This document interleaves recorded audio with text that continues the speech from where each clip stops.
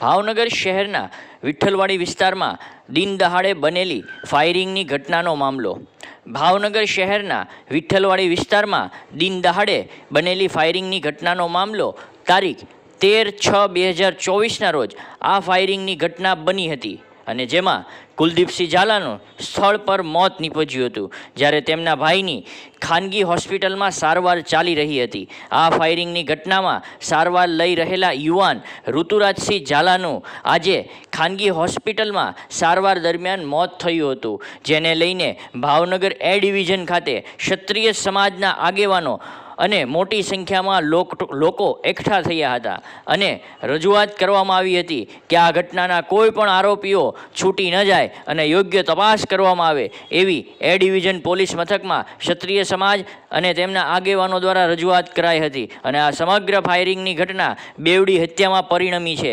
Firing કરનાર રાજુ વેગડ, રાહુલ મકવાણા અને યશ ઉર્ફે બાબા આલાણીની પોલીસે અગાઉ ધરપકડ કરી લીધી છે, જે જૂની અદાવતને લઈને ફાયરિંગની ઘટના બની હતી, જેમાં 5 થી 6 રાઉન્ડ ફાયરિંગ કરવામાં આવ્યા હતા. તંત્રી જાહિદ મદ્રા, સંધિ જાગૃતિ ન્યૂઝ, ભાવનગર.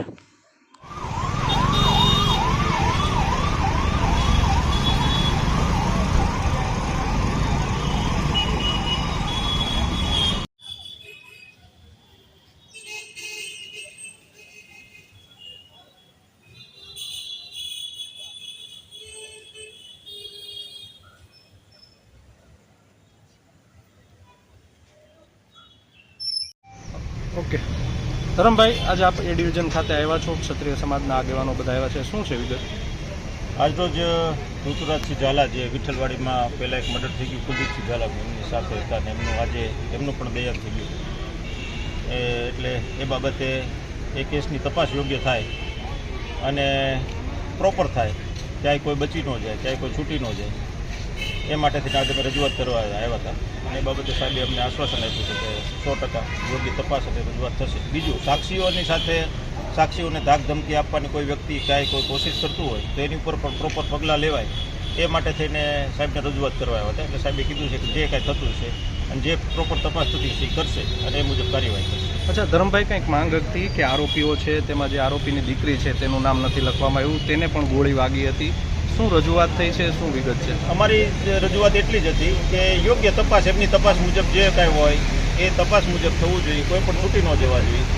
અને જે આ બેન છે એમણે અને જે કોઈ બીજી વસ્તુ છે, અત્યારે સાક્ષીઓને ત્યાં ધાક ધમકાવવાના 2-4 પ્રશ્નો થયા છે, એટલે એ મુદ્દે અમે રજૂઆત કરવા આવ્યા હતા કે હજી કેસ ચાલુ છે, હજી પ્રોપર તપાસ ચાલુ છે, ત્યાં સુધીમાં જો સાક્ષીઓને ધમકાવવામાં આવતા હોય તો એ વાત વ્યાજબી નહીં, એ બાબતે અહીંયા સાહેબનું ધ્યાન દોરવા આવ્યા હતા અને એમને યોગ્ય રજૂઆત કરવા હતા. બાકી આગળની તપાસ અધિકારીઓ જે કરીને જે એમાં આગળ થાય.